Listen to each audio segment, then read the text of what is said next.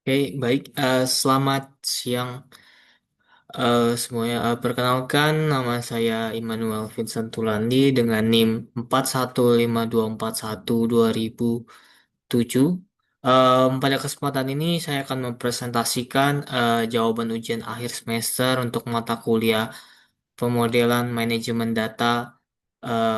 Topik yang saya bahas adalah perancangan basis data untuk studi kasus PT Maju Mundur ya.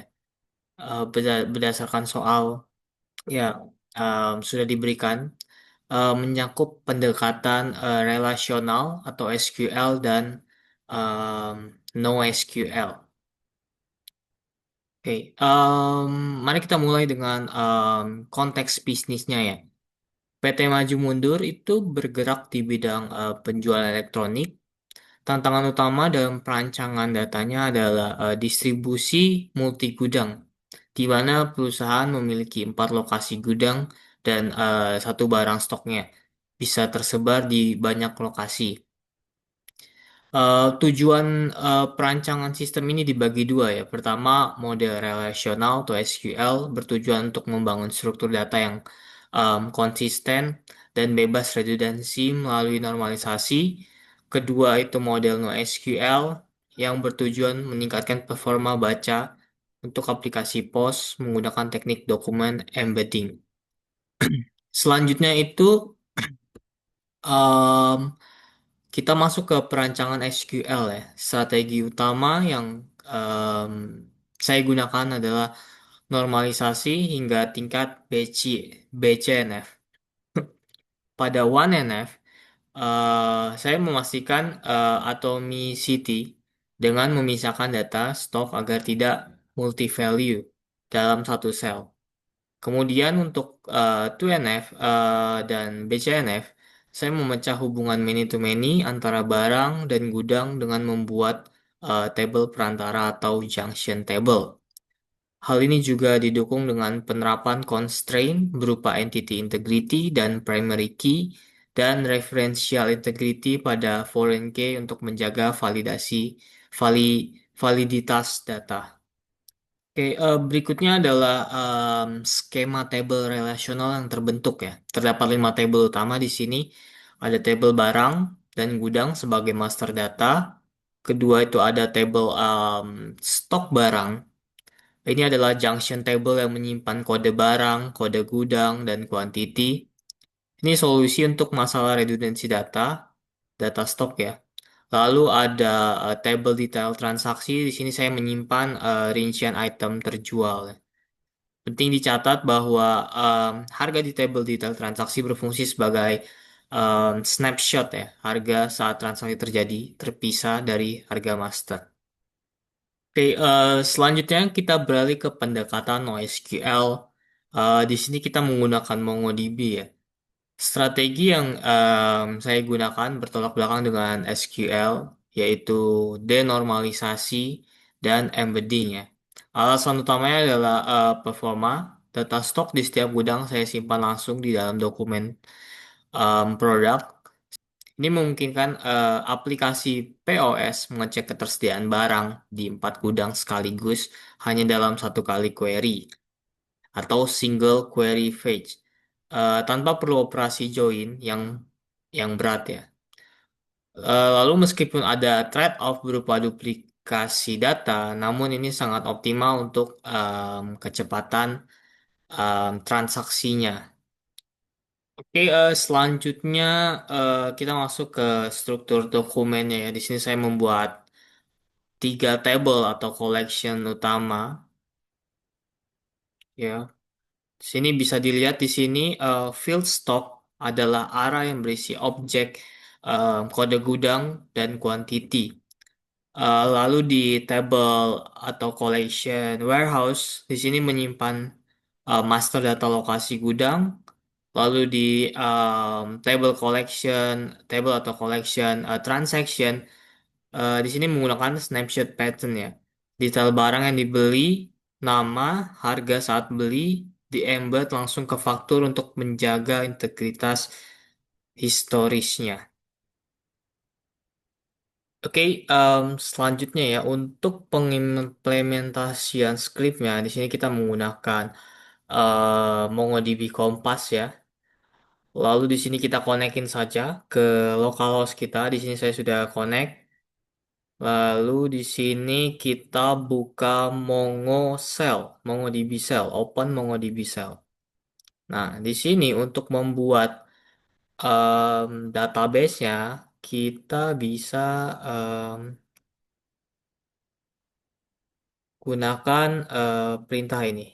Use habis itu nama database yang ingin kita buat.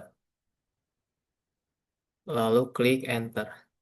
Nah, di sini ketika muncul switch to DB, DB underscore maju maju maju mundur PT. Di sini berarti kita sudah berhasil membuat database ya. Di sini kita buat table produknya. Sini saya tinggal copy aja biar mempercepat ya. Sini perintahnya db.product.insert many. Nah, ini terdapat dua produk ya.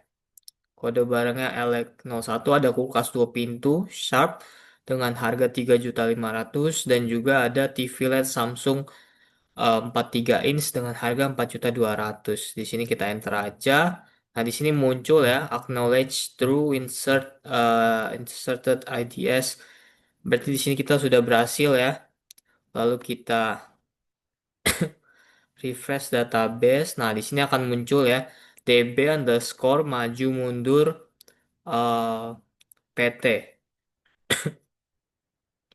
Kita bisa buka di sini. Nah, di sini untuk di sini terdapat table ya, table produk atau collection produk. Lalu kita masukkan lagi untuk table atau collection gudangnya. Di sini saya tinggal copy saja. Di sini ada terdapat empat gudang ya. Ada gudang utara, gudang selatan, gudang timur, dan gudang barat. Di sini kita enter aja. Nah, di sini berarti eh, muncul acknowledge true, inserted IDs-nya muncul ada empat ya. Empat objected. Empat objek ID. Di sini ada muncul empat. Kita cek lagi, kita refresh lagi di sini. Nah, di sini muncul ya, table warehouse. Lalu kita buat lagi um, table atau collection transaksinya, transactionnya. Tak, di sini saya copy aja di sini ya, biar mempercepat. Nah, di sini ya, kita sudah buat ada satu transaksi yang terdiri dari dua barang ya, kulkas 2 pintu dan TV LED Samsung 43 inch. Sini kita enter aja. Nah, di sini ada muncul ya, sudah muncul ya. Di sini ada satu transaksi. Nah, kita refresh lagi, sudah muncul ya, table transaksinya. Oke, nah untuk kita bisa em, testing query yang tadi kita sudah masukkan ya untuk verifikasi verifikasi data, kita coba tes dulu ya, apakah datanya bisa dipanggil. Ini membuktikan kalau model data kita berfungsi ya. Untuk kita mau memanggil ya, kita di sini saya tinggal copy paste aja. Nah, di sini ada db.product.find. Saya mau mencari memanggil nama barang itu. Sini nama barang kulkas, nama barang satu, stok lokasi satu. Kita enter aja di sini. Nah, sini muncul ya. Berarti eh, kode kita query kita berfungsi ya. Di sini sudah muncul kulkas dan juga ada dua gudang di sini. Kuantitinya ada 10 dan 5. Selanjutnya untuk kita melihat riwayat transaksi ya. Kita coba cek di sini riwayat transaksi. Sini saya copy aja db.transaction.find buka kurung tutup kurung dot pretty buka kurung tutup kurung ya. Sini kita enter aja. Nah, di sini kita sudah memanggil transaksi yang kita buat ya. Sini ada satu transaksi, invoice-nya nomornya satu. Di sini ada dua barang ya yang dibeli ya. Kuantitinya untuk kulkas satu dan untuk TV dua. Oke, tadi kita sudah berhasil em, memasukkan datanya ya dengan menggunakan em, query di sini. Sini kita bisa cek.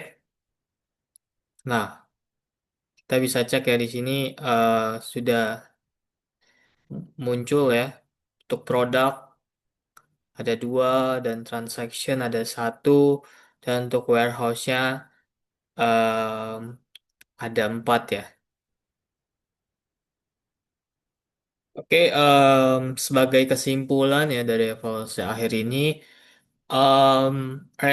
relasional atau SQL itu unggul dalam konsistensi data dan integritas tinggi berkat normalisasi, namun membutuhkan query join yang kompleks ya. Sebaliknya untuk MongoDB unggul dalam read performance berkat denormalisasi dan itu sangat cocok untuk kecepatan aplikasi ya. Meskipun memerlukan strategi sinkronisasi stok di level aplikasi. Mungkin itu aja untuk jawaban UAS saya kali ini. Mungkin kurang lebihnya mohon maaf. Terima kasih.